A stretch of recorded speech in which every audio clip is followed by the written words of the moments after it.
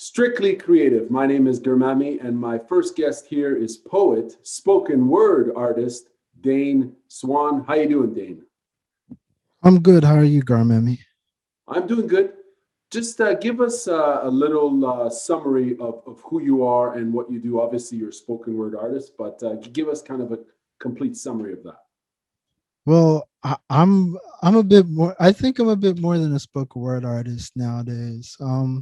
I started in slam poetry back when I was in university at Carleton, and from there I've published a few books. My is it my third book of poetry is launching this spring. I also have a couple books of short fiction, and I edited a book called Changing the Face of Canadian Literature, which was published last year, which was on the list of best of 2020 books of nonfiction on CBC's list last year. So yeah, as far as my spoken word stuff, I'm part of a collective now called well, we're trying to figure out a new name, but we're called Mixtape Cultures, and it's we do everything from spoken word to experiments with like video art and movement and dance. Not me, but other members of the collective, and interactive media and stuff like that. So I'm like how would you say it? I'm like the Stone Age guy in the collective. I might bring my acoustic guitar. That would be like the technical thing I use. Everyone else is bringing computers to the dance and doing all crazy wild stuff, and made me buy a projector so that they could use it. So that's pretty much me, and my the stuff was active in when everything was active. Right on. That's really interesting. Now, as far as that, in your writing and in your poetry, what would you say are some of the most challenging themes and topics for you personally in exploring? Well, a part of me, like, I don't like, I've got to a point now with my last, well, I've realized through learning how to write books that unless there is a poem that makes me feel incredibly uncomfortable, or a short story that makes me feel incredibly uncomfortable, that I haven't done it right. So a lot of my writing is uncomfortable for me to write. The older I get, the easier that gets. Um, I have a book coming out that's based on the life of Lenny Bruce. And if you don't know who he is, he was a comedian, stand-up comic in the 50s and 60s, and he had a lot of, um, well, he had a lot of issues. And it's always tough when you're trying to, when your work is inspired by someone else, and you kind of have to delve into their life so that you could do something creative inspired by them, and give them their justice, give them their due, not do it cornerly. So like that's a tough thing. The poetry book I did before that, A Mingus Lullaby, was inspired by Charles Mingus. And like that was really tough for me to write. Um yeah, he was a tough one to write about because as brilliant as he was, he had a lot of mental health issues. And he also was heavily involved in social justice things. But like he was like he's a flawed hero. Both of these guys, to certain people, are flawed heroes. And maybe it's because Lenny Bruce is, like, I admire him, and I definitely studied a lot of his performances when I first became a slam poet, which is one of the reasons why I wanted to use him as an inspiration. I wanted to do something that was inspired by my time when I just became a slam poet. And back then, I used to watch a lot of stand up comedy to learn how to work a stage. And I ended up watching a lot of stuff from the 60s because that was when stand up comedy was trying to find itself in a lot of ways. That's when you started getting more political political stand-up comics, and like Lenny Bruce was arrested 3 or 4 times because of his comedy. And they were trying to find that edge, and they're trying to challenge people. And yeah, and he was one of the handful of guys I was really studying. And so when I wanted to write something that was kind of like a ode to like when I was heavily in the spoken word scene, like that's who I wanted to inspire the work. So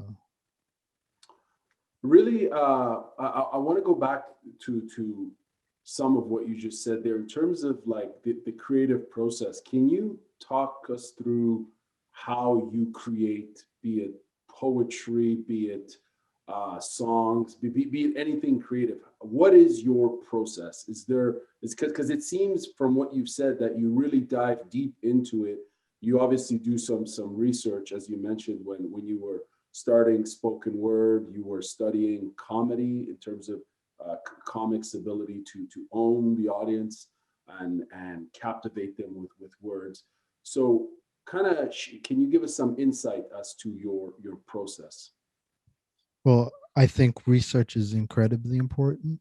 Even if I already know, even if I'm the expert on the issue, I'll still spend, especially when writing books.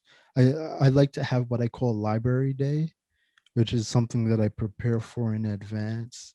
And then I spend a whole day in a library. I grab as many books as I can find. A lot of the books, I know what books I am looking for already. And I just spend a whole day reading and studying and writing notes. I had for each book that I've written, I have a notebook which is where I'll write early drafts, was like the beginning of the like at least the first third to half of the book, and that's also where I'll put all my research.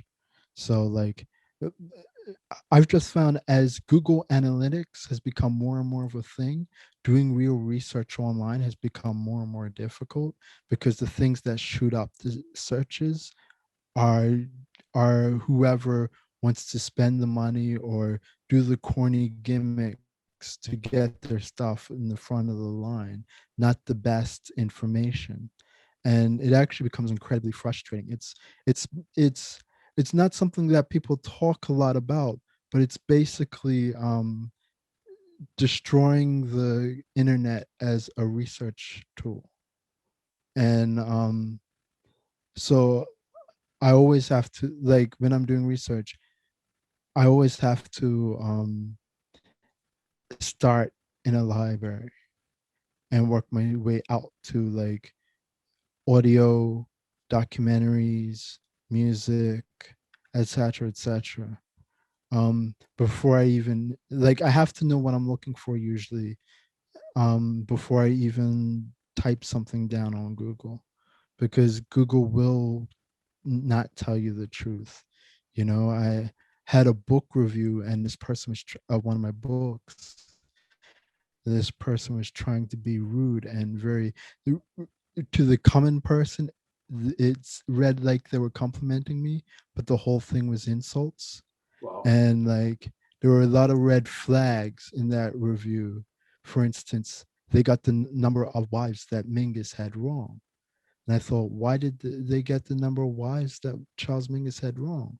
It's because they looked it up online. They didn't actually, they didn't do they were insulting someone who did this deep amount of research and thought that they could do that research shallowly and then look clever.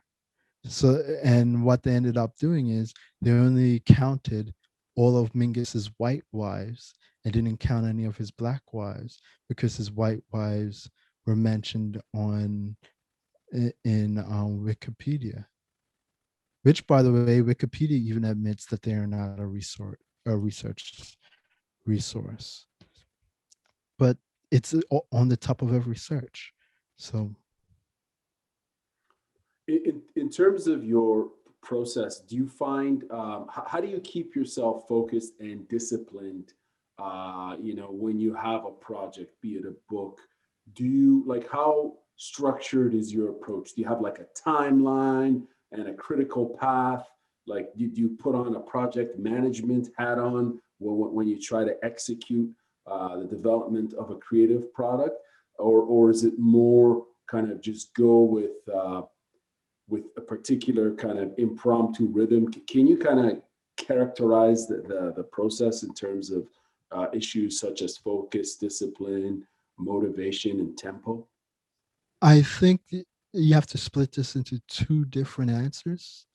Um, I'd say the most critical answer is that once you get a book deal, you have a time, you have a deadline, and that will control everything.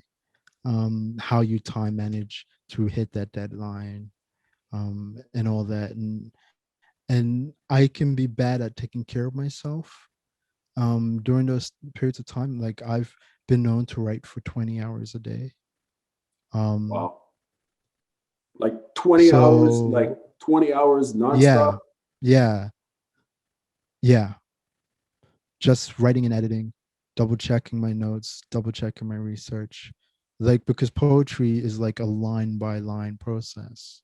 You know, you don't know how long it takes to get you might have a line in your head and you might know how it ends or how it looks on the page, but getting the end result might take like 5 to 10 minutes. And then you have to do that for a whole page for a poem, right? But you have deadlines. And then like I just got about, how much did I get? I got around 3 grand in grants recently, which is like in Toronto, that's like, maybe that's like a month and a week or so. um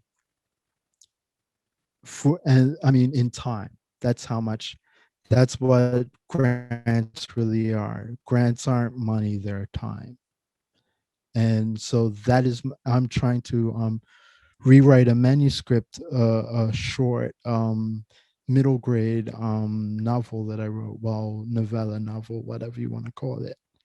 um but now I know what the deadline is to do that rewrite. I'm trying to uh clear out a month to a month and a half so that I could sit down and rewrite it.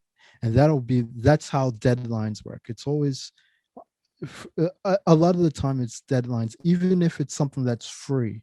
You know, if someone says, hey, I'm putting together an anthology, would you like to be in it? Here's my deadline, this is the theme. And so usually it's just one poem. I mean, if someone's asking me, they better not be asking me for more than one poem for that price. um well, no, I'll do bigger things if it's the right project. I don't want to say no to the right project. Um, but it's like, okay, well, this thing has a certain importance to me. Maybe it's because of the subject matter. Like the last anthology I was in, the it was an anthology about cancer. That's something that's touched my family pretty seriously. So I knew that I wanted to write something for it. And so like I just slotted like 2 hour increments throughout a week, and I worked on it for that 14 hours of the week, and that's the poem that I got, and that was the deadline I had. Now that's one answer. The other answer is, before I even think about writing anything, I have to find a theme, and that theme is going to be my inspiration, and that theme can happen at any, it can strike me at any moment, at any time. And I have to be ready to write it down, because my memory is the worst enemy of a writer. And so I write notes on my, I only have a flip phone for a cell phone. I'll write notes on that thing. I'll buy an, like I said, every book that I've written, I've bought a notepad just for that, or a notebook just for that book.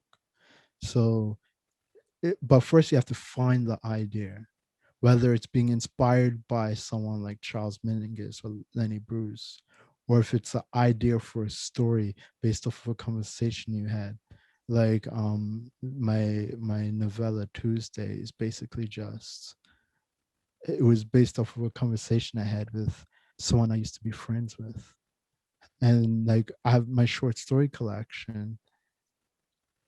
I kind of had to make things up on the fly, but it was sort of like you'd have a conversation with someone and you just catch a tiny little something that inspired something that's completely left field of that. And you just have to write that down immediately or make a note immediately, or you'll lose that because like the idea doesn't really make sense, if you if you try to go back to it. So that I think it's more about being aware of your surroundings, listening to yourself, listening to your friends, and listening to other people's conversations sometimes, and just stealing where you have to steal so that you have your inspiration, and then make note. That's the big thing, is to remember and make note of that thing, because you can always come back to something years later if you have that information. If you let it go, like, oh, I'll remember some of the time, and it goes away, then you'll never be able to be inspired by that brief moment. So you have two approaches, if we can say. You have kind of a more structured, sort of technical approach as far as delivering a product, and one that's derived from like a thematic inspiration, and it's also based on conversations with others, right? With individuals and communities. I would more generally say it's inspired by observation. I Okay, think this conversation is a little too narrow. That's like a segment of it, yes, but it can be a little wider than that. So right. I think observation is a better way of putting it. Fair enough. Now, when you began this creative journey or path, um, did you think it would lead to a career as a creative? To call what I have a career would be so kind. Well, Like it is I'm a struggling, but is it a career? Is it not a career? I mean, I How would you make define it? How would you money. define it? Uh, uh, when you're a creative person, whether you do other things as well, um, it's something that you're driven to do. You don't really have a choice. Um, is that what you? I don't think people who have careers don't have choices. I think if you have a career, you have choice. If you're a creative person, I don't think you have a choice to be creative or not be creative. Um, People ask me to do stuff, I do it. So, you sometimes, usually, I get paid. I haven't done anything big enough to get paid handsomely, but you get grants, you get checks you don't expect. Like I made like well, I'm not going to talk about money, but like I already have, but I like this week I had like someone send me money from Eastern Europe randomly, and but like I could go, oh well, I did no work and someone sent me $50, but I was like, actually I wrote a story that they really liked and they wanted to use for something, and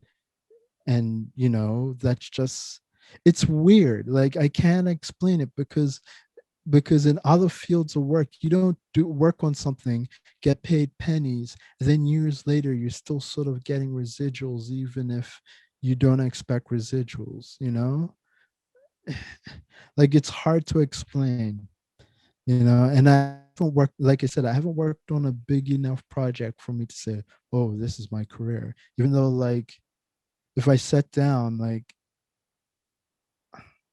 I haven't done well, but I can't. Well, sure, I can complain, but there are people making less. There's people making who haven't seen a check in months, because of what's going on right now. So, like, that's one thing. When I want to bust my butt, which I have these last few months, I can at least produce, like, I can produce income, you know. So, I guess it's a career, but not in the traditional sense. You know, my choice for working in this field isn't because I have to pay me bills. I'm sure it is, but but it's not like that's not my only reason to be in this field. You know, um, it's definitely something I'm passionately driven to do, and that's not something that everyone has the pleasure of doing. And when everything comes back to semi normality, I'll probably pick up another gig, which I'll probably do just to, like, pay the bills. And l- even if that's just part time, which will be my hope, like, I won't have the same drive. Let's put it that way. It's interesting when you're speaking about the word career was probably uh, it's probably not what you would want to use as a word, but it sounds like there's a lot in terms of motivation, right? As someone who is a creator and being in the field of creativity, imagination, words, emotions, and so on. Would you say most people in your community are intrinsically motivated to create, like they have to create, or because you mentioned that a career is a choice, right? Yeah, So I don't think most people see that, but I sort of almost from the outside in, that's how I see it. Um, as far as being creative, yeah, I think most people who are creative and who spend as much hours as I have being creative, it's not a choice. It's something they have to do. And even when we're creating things that we don't like, the process of being creative drives us. And I think that's like, even if I was like, say, go if I ever had the opportunity to ghostwrite for someone, I would hate it, but I would be driven by the creative process. now you mentioned from the top that you're part of a collective of various sorts of artists. It sounds like it's an interdisciplinary sort of crew Yeah. of creatives. Speak to us about the role of community when it comes to being creative, and how much collaboration or inspiration uh, is encapsulated within a collective. Now, this is what I've always found fascinating, because I meet so many writers who are very isolated. Writing is an incredibly isolating endeavor, but as part of my practice, I've always had collaboration. You know, back when I lived in Ottawa, like a billion years ago, I would collab with people like Rise Ashen and Palm Squad, which is basically who would people know from the Palm Squad? My twin brother, who is DJ Demas of the Bellyful Sound, the guys from Thugly, Tom and Patrick, and Ian from Bonjay.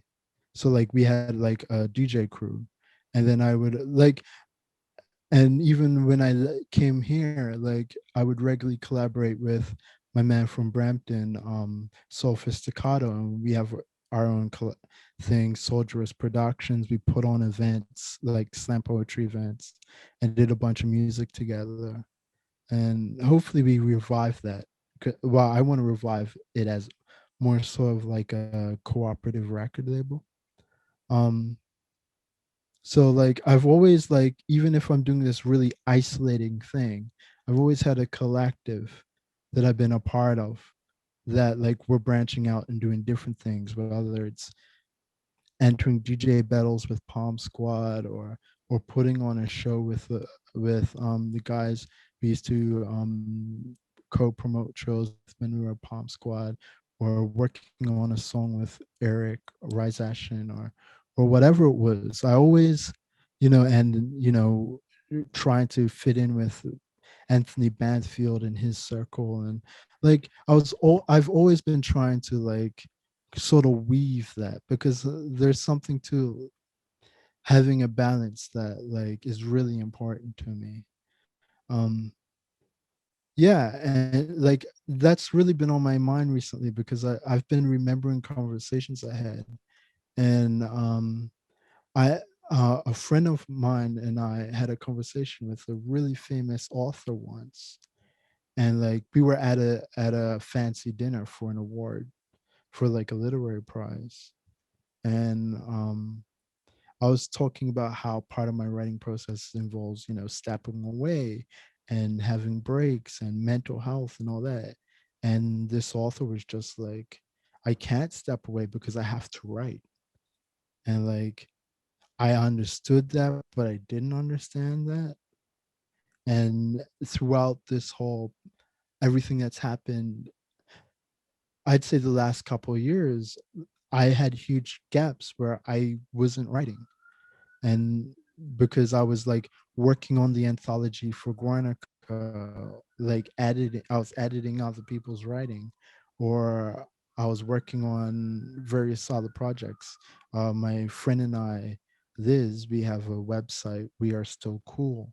We have a podcast, and like we're building that up. And like so, like for all these reasons, I haven't really been writing for like the last 2.5 years.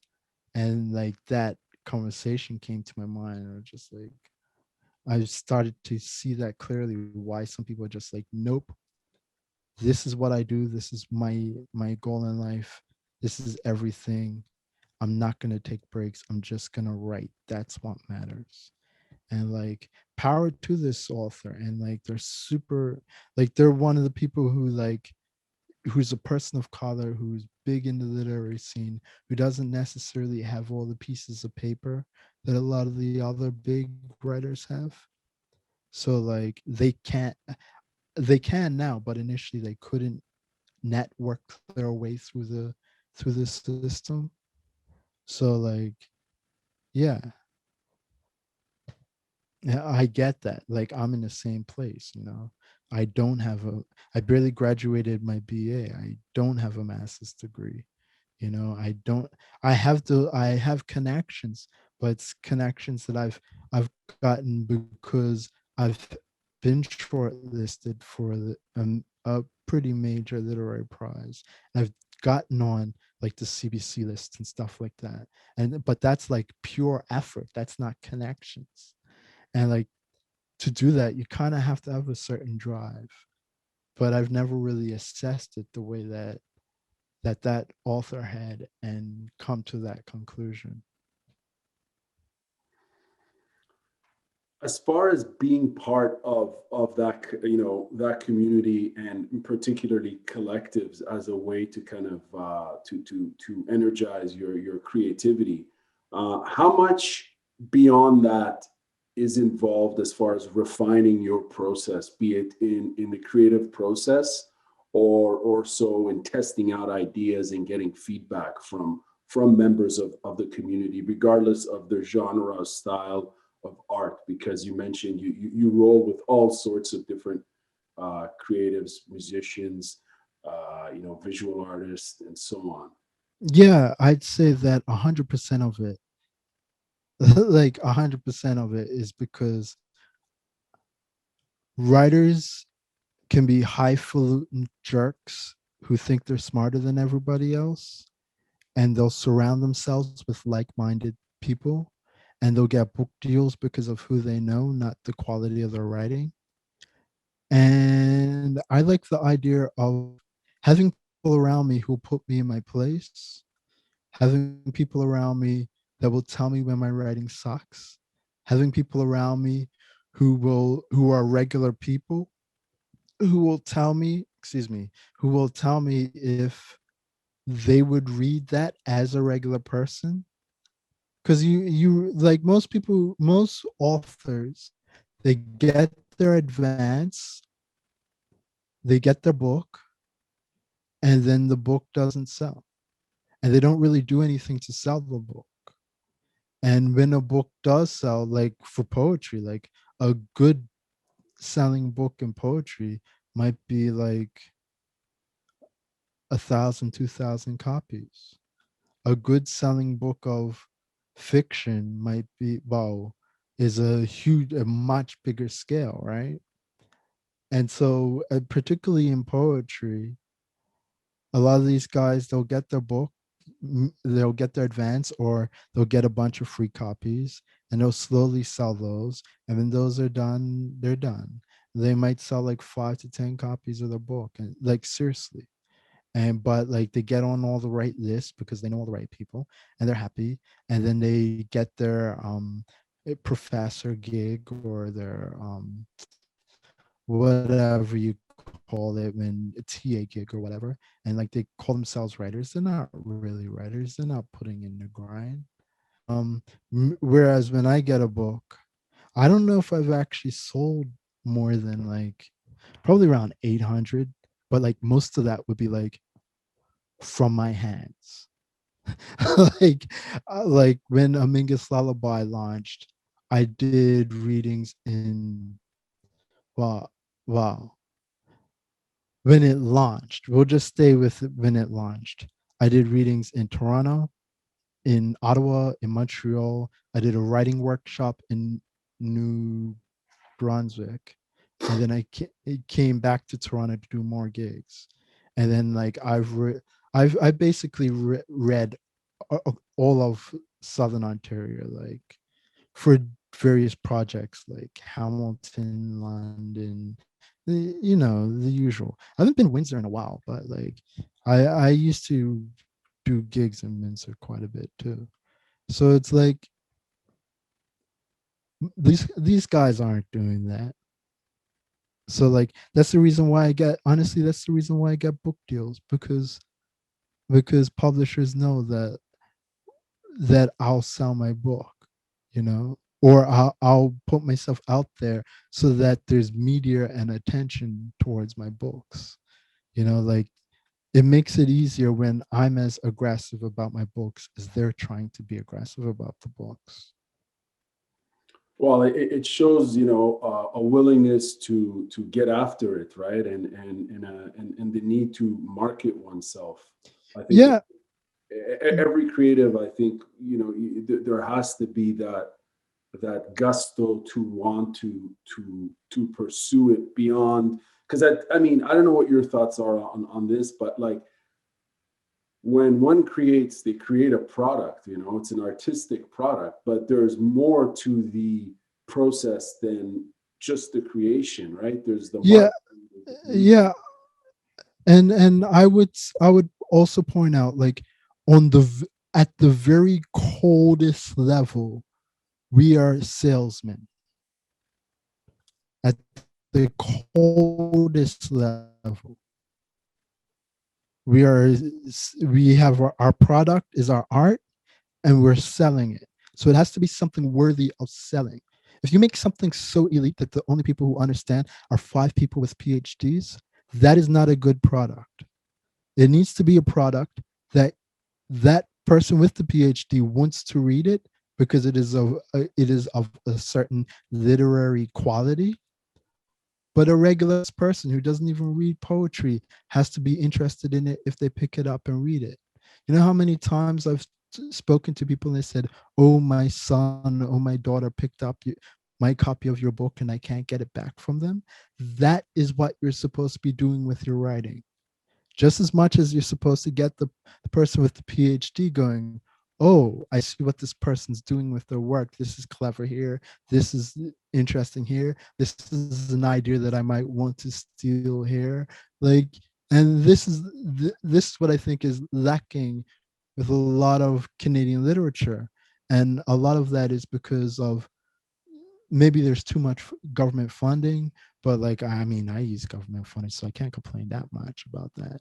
um but maybe it's just maybe it's just not enough quality control with certain literary presses, because they know that they can sustain themselves off of funding, and there's a number of and like poetry is not something that the big presses really pay attention to. If they do, it's more subsidiaries or small presses that they've bought and they sort of quietly own. um, and they don't mind losing a bit of money. But in those cases, with from my experience, like I sent a manuscript to Penguin once, a poetry manuscript to Penguin, and like I think they were more interested in theme and creating a literary story of what things are supposed to be more than they were interested in would this book of poetry sell, because to them no books of poetry really sell. So it, us picking it up is more about um, our press and what we want that press to represent on a prestige level. Because any literary press, there are only two reasons to have a literary press: money and prestige.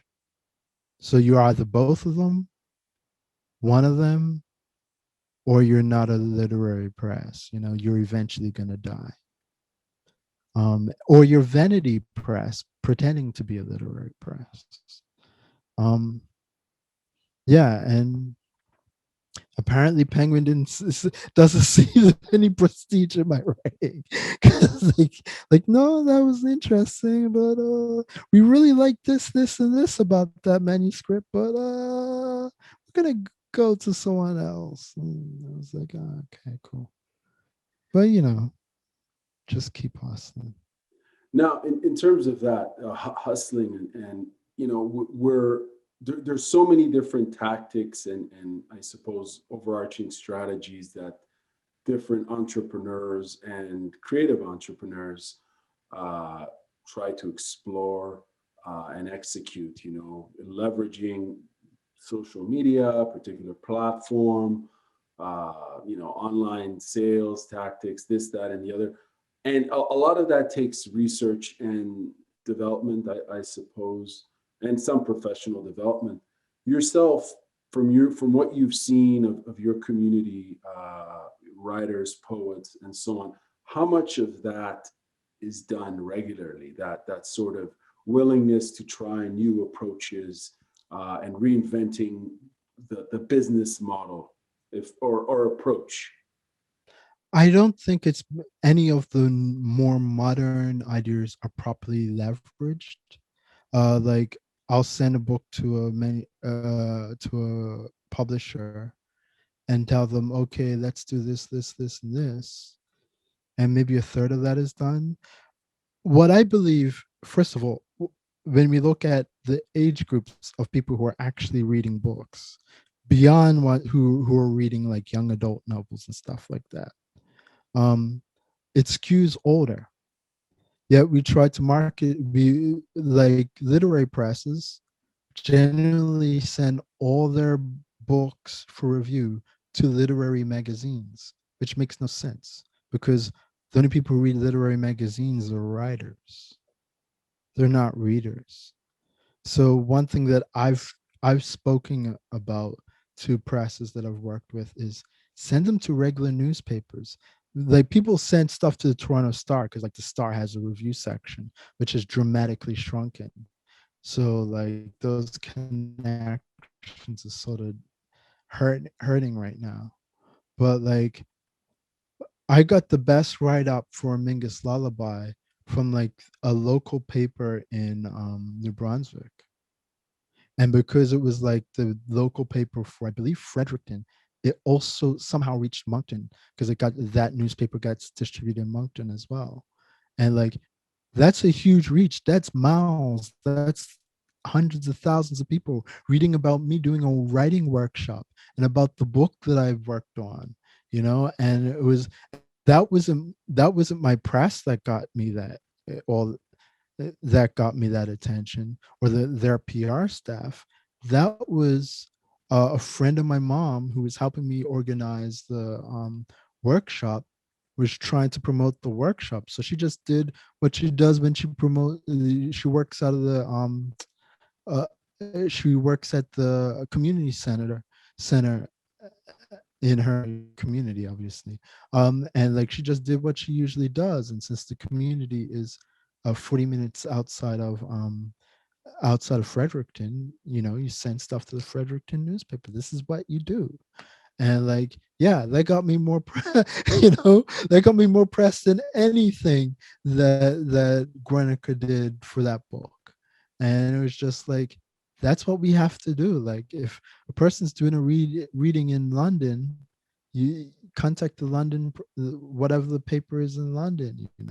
Like we do that with like community radio, like multiple times I've been on CIUT, I've been on stuff, whatever the station is in Hamilton, and things of that nature. But we don't do that on the press level, and that's the demographic we're aiming for usually. People my age and older who read these types of books. And I think, like, before we even talk about technology, before we talk about having a social media universe. Um, Mind you, when I talk to young people, when they ask me what should I do to be a writer, the first thing I tell them is to build up their social media. Because if you're gonna get into a conversation and it's you versus a person who has multiple books published, and you have the same quality of writing, if you're like, yeah, and I got all these people who buy my book, you're gonna be that can't hurt, you know. Now, how, as far as when do you know you've given your best overall effort, be it a performance, a reading, a sales pitch, or even a writing and researching session? When do you know that you've done your best? Is it a gut feeling? Is it a, you know how do you measure that, I guess, is what I'm asking. How do you measure personal performance in terms of, like, when you're going at 110% and you're getting results? When it's writing, when it's on the page, I know I've reached that. When I'm uncomfortable with the writing, when I'm scared of the writing, when I'm nervous of the writing, when I'm asking myself, have I given this piece too much or this story too much? You know, as far as performance or in front of people, like, that's tough to gauge. That's more something the audience decides.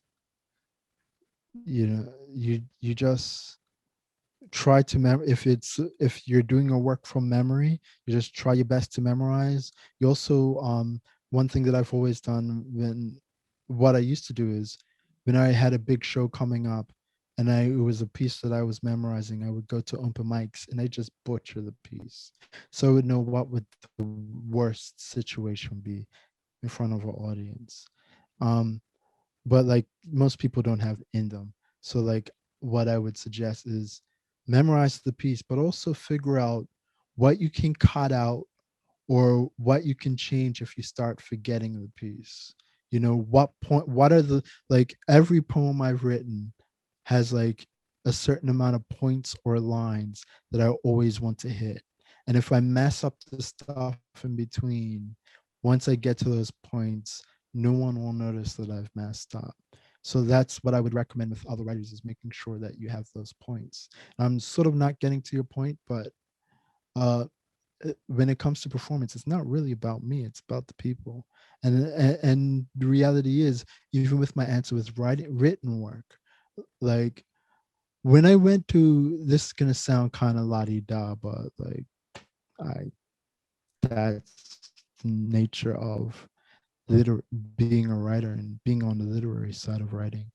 The first time I went to Toronto International Festival of Authors as a writer, as a guest, um, I decided to go to all the readings, not just the ones I was reading at.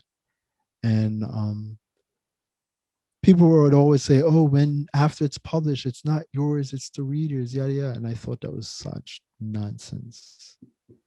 And then, like, I didn't really get that when I was just writing poetry, but when I started writing fiction as well, I started to understand that a bit more.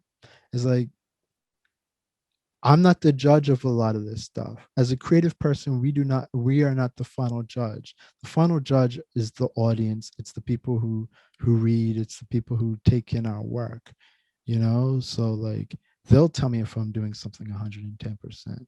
They'll tell me if like this performance is better than the last performance they saw me X amount of months or years ago. Not me, you know.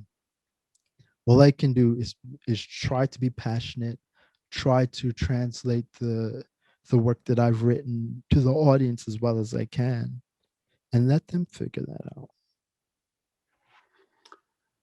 It sounds like you put in a lot of time and effort in the process, right? In developing a piece, regardless of the product per se. There's a huge personal investment, and in addition to that, you mentioned earlier on that most artists usually are isolated. You know, they isolate themselves to some extent, and they pour hours into their writing.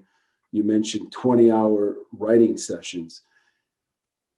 I guess my question is, can you let go of your work once it's done? And I guess you kind of answered it somehow, but I just want to know, like, for you personally, as a creative person, do you find it easy to let go of something you've created after it's done, after It's it's published? it's not about ease, but it is something that you have to learn to accept, and that is the difference between a professional and an amateur creative person. Because if you're a professional, you understand, like how many rappers do we know that are that like back in the day I put out a rap CD, and me and my brother put out a rap vinyl, and at that time there were like guys in our crew who were like 10 times better than us, but they never put anything out. Why? Because it was like, oh, this isn't perfect. I got to do this, that, the other. And it's like, that's the difference between a pro and an amateur. An amateur is trying to perfect this thing. A pro is like, I have a deadline. This has to get done. You know, and like, I can hear a song that I wrote back in the day, or hear a beat I made for someone back in the day, or read something I've written, or see a performance, whatever, and be like, yo, I'm not feeling this, and this about it. But it got done. And that's the difference between a pro and an amateur. You gotta know, like the gambler says, you gotta know when to walk away, man. Is that something now? Just going back, because you're talking about essentially some aspect of perfectionism some people might have, right? Well, all creative people have issues with perfectionism. But like when I first published my first book, I was dating someone who I don't want to sound rude, but like I'm going to sound rude, unfortunately, who called themselves a writer. They are currently in present better at writing than I am. That is a fact. I have written twice the amount of books they have written. That is also a fact. So who is the writer and who is the amateur? Right? Right. You gotta if you're selling books, there has to be product to sell. Right. You know, if you're selling rap songs, there's got to be songs to sell, you know, to make that music video for. You can't call yourself like being the opening act for some big rapper because everyone in your city knows you're the best MC is one thing. Having product to sell at that event is another thing. And that's what's the difference between a pro and an amateur. And Really. there's nothing wrong. There's nothing wrong with being an amateur because you get to produce products that might take you 10, 20 years, but you are comfortable, hopefully you're comfortable with the effort, right? There's nothing wrong with that.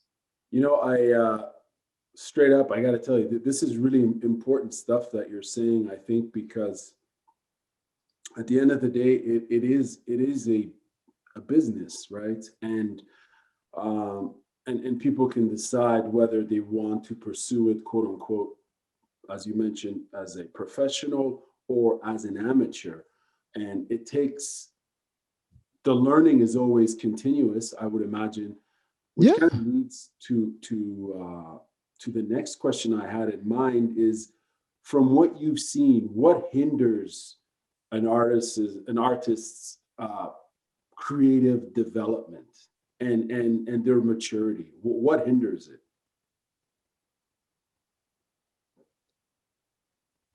I would say not being able to clearly define what they are, you know, like this professional and amateur thing, this whole idea, like if we go back to this, like if you're so much of a perfectionist that it takes you so long to create a product, then there's nothing wrong with that. But like then don't call yourself a writer, or call yourself or don't call yourself like a professional writer. Call yourself, I don't know, a writing enthusiast, or or or a researcher, or a perfectionist, you know and or an aspiring writer. And once you understand what you are, I think it makes it easier for you to create a system of how you work. Because if I'm an aspiring writer, even though I have like 2 books out, I know I can take my time. I know I can create a methodology that I'm comfortable with, so that if this book takes me 5 to 10 years, it takes me 5 to 10 years. And I don't have to put the type of pressure on myself as someone who's trying to produce multiple, like my last handful of books all came out in the same, like in a 2-year span, like 3 books came out at once. And then I had the last 2 years I've had books I was editing come out, and now my next book of poetry is coming out, and I'm starting to work on fiction. And that's the reason why my production slowed down, is because I'm learning a new genre. And like I've put out fiction, but they're like short stories and a novella. And I'm trying to write a novel, which is like daunting. And but um, like my like if you're doing this as like a serious, like this is how I'm going to pay a certain percentage of my bills, like you have to be methodical, you have to be planning. And if you're one of these people who says, oh well, I just take it from the air and pluck it out, and that's my creative process, then we're not doing the same thing. We're not involved in the same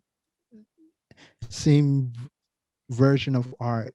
When I do stuff with my collective, like my collective is fun. I got people dancing and doing all these fancy video stuff. Yeah, that's when I'm like, let me just pick this stuff. I did a gig once where like everyone's like, oh, so Dane, you're gonna do a poetry thing. I was like, oh, okay. And I waited till like the week before, and I was like, maybe I'll write that poem now. And then I was like, they're like, Dane, you got to have video for your thing. You're bringing the projector. Like, there's got to be some video behind you. It's like, oh, that means like spend a day, like not even a day, like go to like some Creative Common video spots and like grab snippets and kind of edit them together badly, but make it really grainy and artsy. And like that's that flocking and being creative and stuff like that.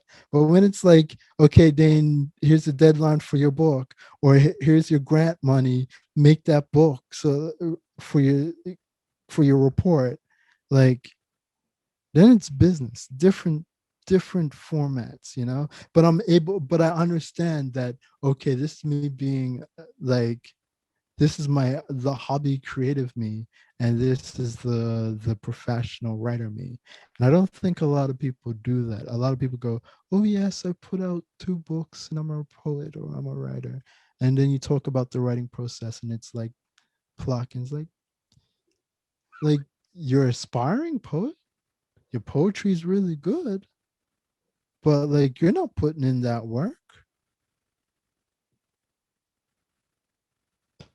This is it's interesting, man, because I'm seeing a lot of similarities in other sort of ventures, or not ventures, but activities. When one differentiates between a recreational martial artist or an amateur semi, pro combat sports athlete, where we're putting in the work, practice, and refining the game. And coaching and feedback and meditation and all these things, Mm-hmm. are at Mm-hmm. play. And it's really, I don't want to say it's a game changer, but it's two completely different worlds, right? When we look at, like, Exactly. you know a combat sports athlete who wants to compete and push themselves, they take a different road altogether. And recreationalists who's enjoying the art form, but maybe is not really learning to the full potential, which kind of leads me to the follow up. Well, I would slightly disagree with you. You can grasp a lot of these things, but the activation of the what you're grasping is different. Like in martial arts, like you can reach black belt and be sort of like just doing it for the love of it. But when it comes to like combat, the way you use those tools is going to be completely different than someone who is competitive, or who is someone who's goal driven and is like trying to sharpen every single element of themselves on a daily basis. And that's more what it's about. So there are amateur poets or aspiring poets or whatever you would like to call them, um, who like have a greater grasp of literature than I have. But then it's how it manifests itself that's different. Like I do not have the biggest vocabulary. There are people with far grander vocabularies. Yet when I hear myself sometimes, I get sick in my stomach because I'm like, this is too, I sound too bougie. This is not me, because I do have a literary language. Um, but even still, it's not at their level. But when I manifest it on the page, I think my results are better because mine is sharper, it's more direct, it's with a clear guide and understanding of where I want things to go. All of my poems usually have multiple meanings to them, and that's intentional. And that's something that I've had as part of my practice since day one. And like, if you're just like, I like flowery things, then and you're really good at poetry, you're not at the level that I'm at, but No, you're still great. yeah, no, for sure. And just going back to my explanation, at the end of the day, whether one chooses, a recreational path, or as far as martial arts, just for losing weight, for finding peace of mind, or whether one wants to compete even at a regional level or whatever. I think both, as you mentioned, they're worthy. It's great that one does that, but it's two completely, I think, two different things altogether ultimately, because they require, I think one requires more effort, and possibly one has puts more at risk, if I can say, by just getting after it. And go ahead. Yeah, that's the point. It's the risk. Right That that is the point. now, what would you say? Initially the question is, what hinders one's creative development, and ability to mature as a writer, poet, etc., artist, creative. The flip side of that, what fosters that creative development and augments it, and almost, if it's even possible, speeds it up? Is there such a thing? Yes, for both, and it's the same answer. It's fear, right? Most of us, we do not acknowledge our fears. We do not face our fears. We do not deal with our fears. If you not like no one can 100% deal with our fears, but if you can acknowledge it and you can see it and you can understand it and you can face it in your writing, you're going to exponentially improve as a writer. That doesn't mean that you have to write about your fears, but it's about understanding. If you understand that nuance of you, you can understand other nuances of other people. Understand truly facing fear allows you to be a more empathetic writer.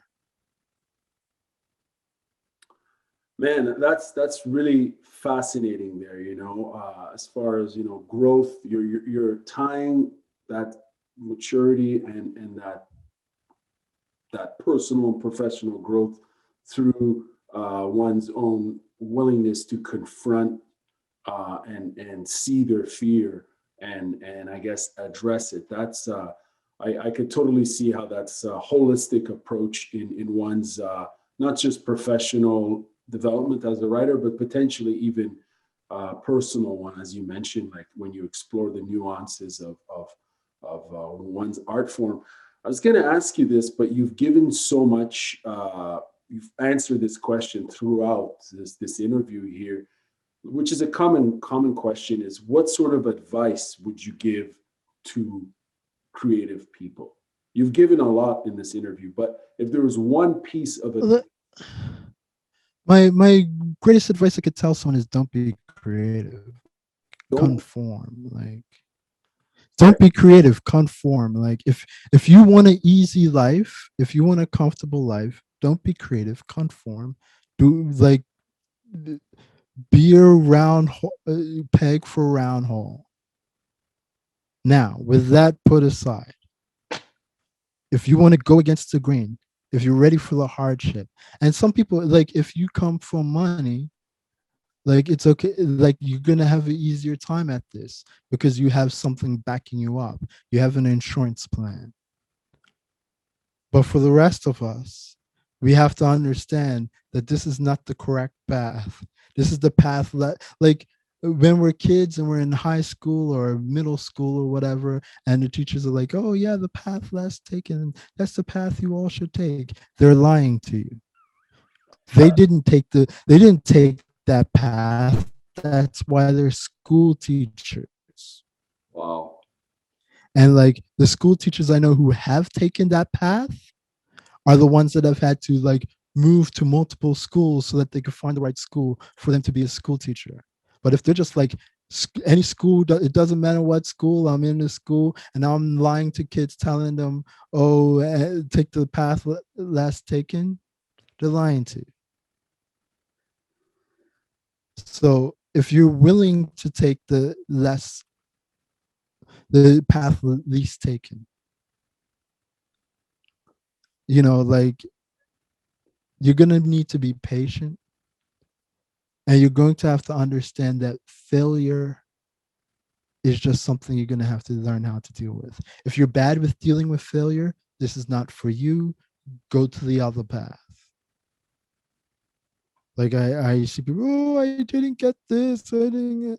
It's like, who cares? There's like a billion people fighting for this stuff. Get out of the way. Go somewhere else. And that's all there is to it, and all the other advice I've given. Man, where can people find you online? Where can they find your poetry and everything else you're involved in? My Twitter is my old stage name when I was a slam poet, DaneJahras, Dangerous, at Dangerous. And I also have a blog, which is hard to find. Let's see if I can find it. I think it's like if you Google Dane Swan writer, there's a famous Dane Swan who's a Aussie rule football player. So you want to avoid him. Dane Swan, all one word, -writer.blogspot.com. And that's basically my website. The way that I have it laid out, it has everything. Now, I want to thank you for your time. I have one last question. It's not really relevant, but it kind of is. Are you familiar with the Jamaican film Rockers? Obviously, you must be familiar. Yeah. I haven't seen it in over a decade, but I know it. Okay, so I got this scenario, and it doesn't actually happen in the film, but I want to hear your thoughts. If Horsemouth were to fight DJ Dirty Harry in a boxing match with Prince Farai as the referee, who do you think would win, and why would either one of them win? The DJ always wins in a boxing match. The DJ always wins.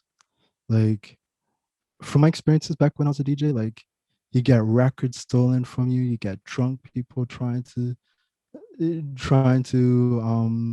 tell you what to play. You get this, like half of, like, not half, like a third of being a DJ is like being that other bouncer in the club. Like, if you're a really good DJ, people don't mess with you. There's a reason people don't mess with you.